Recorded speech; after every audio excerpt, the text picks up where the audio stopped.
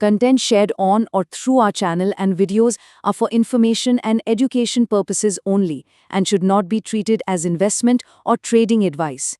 Please do your own analysis or take independent professional financial advice before making any investments based on your own personal circumstances. Investment in securities are subject to market risks. Please carry out your due diligence before investing. तो चलिए आज deep dive करते हैं HDFC bank के Q4 results में। देखते हैं कि क्या अच्छा गया, कहां पर चैलेंजेस आए और बैंक का आगे का प्लान क्या है। HDFC बैंक के रिजल्ट्स आते ही हेडलाइंस तो बनी जाती हैं, पर उन हेडलाइंस के पीछे नंबर्स की असली कहानी क्या है? चलिए इसको आसान भाषा में डिकोड करते हैं। ओके, तो सबसे पहले शुरू करते हैं उन चीजों से जो HDFC बैंक को इतना सॉलिड बनाती हैं। आखिर इस बैंक की फाउंडेशन इतनी मजबूत क्यों है? Let's find out. ये जो नंबर स्क्रीन पर है ना, 1,45,177 करोड़, ये काफी इंप्रेसिव है। पता ये क्या है? ये है बैंक का net cash from operating activities. Simple शब्दों में, बैंक अपने मेन बिजनेस से ही इतना जबरदस्त कैश जनरेट कर रहा है और ये एक बहुत ही स्ट्रांग कंपनी की निशानी होती है। तो सवाल ये है कि आखिर ये मजबूती आती कहाँ से है? यहाँ देखिए, HDFC बैंक इंडिया का सबसे बड़ा प्राइवेट सेक्टर लेंडर है। इसका ब्रांड और नेटवर्क आप जानते हैं हर कोने में है। एसेट क्वालिटी मतलब दिए गए लोन्स की क्वालिटी एकदम टॉप नॉच। डिपॉजिट्स कंसिस्टेंटली बढ़ रहे हैं और कमाई भी डाइवर्सिफाइड है, सिर्फ एक जगह से नहीं आ रही। ये सब मिलकर ना बैंक के लिए एक मोट बनाते हैं, यानी एक सुरक्षा कवच। और एसेट क्वालिटी की बात करें तो ये नंबर देखिए, जस्ट 1.33%। ये है बैंक का ग्रॉस नॉन परफॉर्मिंग एसेट्स यानी GNPA। इतना कम फिगर ये साफ साफ दिखाता है कि बैंक ने जिनको लोन दिया है वहां डिफॉल्ट होने का रिस्क बहुत ही कम है। Extremely healthy. चलिए, ये तो हुई अच्छी बातें। अब तस्वीर का दूसरा साइड भी देखते हैं, क्योंकि हर बड़ी स्टोरी की तरह यहां भी कुछ चैलेंजेस, कुछ हेडविंड्स जरूर हैं। तो सवाल उठता है, क्या HDFC बैंक के लिए सब कुछ परफेक्ट चल रहा है? बिल्कुल नहीं।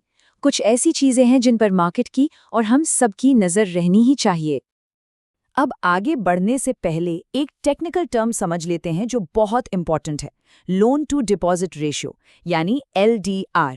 इसका मतलब बिल्कुल सिंपल है, बैंक के पास जितने डिपॉजिट्स आते हैं उसके मुकाबले वो कितना लोन बाहर दे रहा है। ये बैंक की लिक्विडिटी यानी उसके पास कितना कैश अवेलेबल है उसका एक बहुत इंपॉर्टेंट इंडिकेटर है। अब इस चार्ट को देखिए, LDR का ट्रेंड बिल्कुल साफ है। पिछले साल मार्च 2024 में ये 104% था, मतलब बैंक ने डिपॉजिट से ज्यादा लोन दे रखा था। अब ये इम्प्रूव होकर 96.5% पर आ गया है। तो हाँ, इम्प्रूवमेंट तो है, लेकिन ये रेशियो अभी भी थोड़ा टाइट माना जाता है। इसका मतलब साफ है, लिक्विडिटी पर प्रेशर अभी भी बना हुआ है। और LDR के अलावा भी कुछ रिस्क्स हैं।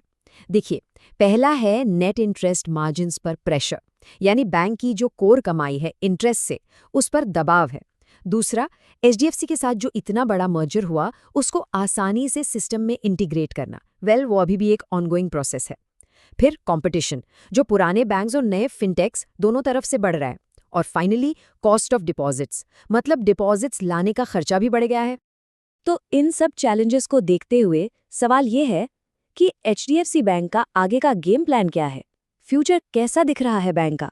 चलिए इस पर नजर डालते हैं। ये स्लाइड HDFC बैंक की करंट स्टोरी को एक स्नैपशॉट में दिखाती है। रेवेन्यू ग्रोथ देखिए, 10.3%, एक काफी हेल्दी नंबर है। लेकिन जब प्रॉफिट ग्रोथ पर आते हैं तो वो है 6.7%, थोड़ा स्लो। ये जो गैप है ना रेवेन्यू और प्रॉफिट ग्रोथ में, यही दिखाता है कि मार्जिन्स पर जो प्रेशर है उसका सीधा असर बैंक के बॉटम लाइन यानी फाइनल प्रॉफिट पर पड़ रहा है। अगर एक इन्वेस्टर के नजरिए से देखा जाए तो ये टेबल काफी इंपॉर्टेंट है। देखिए, HDFC बैंक का मतलब है stability, asset quality best in class, growth आराम से स्टेडी। दूसरी तरफ उसके पीयर्स जैसे ICICI बैंक शायद थोड़ी ज्यादा ग्रोथ पोटेंशियल ऑफर करें। तो यहाँ सवाल रिस्क रिवॉर्ड का बन जाता है। क्या एक इन्वेस्टर को स्टेबिलिटी चाहिए या थोड़ी हाई स्पीड वाली ग्रोथ? ओके, तो इतने सारे नंबर्स और डिटेल्स के बाद आखिर इस सब का मतलब क्या है? आइए इस पूरे एनालिसिस को क्विकली समराइज करते हैं। तो 3 की टेकअवेज हैं। Number 1, foundation. बैंक के फंडामेंटल्स रॉक सॉलिड हैं और वो मार्केट लीडर है, इसमें कोई डाउट नहीं। Number 2, challenge. मार्जिन्स और लिक्विडिटी पर रियल प्रेशर है जिसे इग्नोर नहीं कर सकते। और नंबर 3, आउटलुक। बैंक का फोकस अभी हाई स्पीड एक्सपेंशन पर नहीं बल्कि स्टेबल और मॉडरेट ग्रोथ पर है। और आखिर में वही बड़ा सवाल छोड़ जाते हैं कि एचडीएफसी बैंक के लिए इस वक्त क्या स्टेबिलिटी स्पीड से ज़्यादा वैल्यूबल है। ये सोचने वाली बात है। खैर, अगर ये डीप डाइव पसंद आया हो तो इसको लाइक और चैनल को सब्सक्राइब ज़रूर करें। और हाँ, कमेंट्स में ज़रूर बताइए कि अगला एनालिसिस किस कंपनी के रिजल्ट्स पर चाहिए। मिलते हैं बहुत जल्द।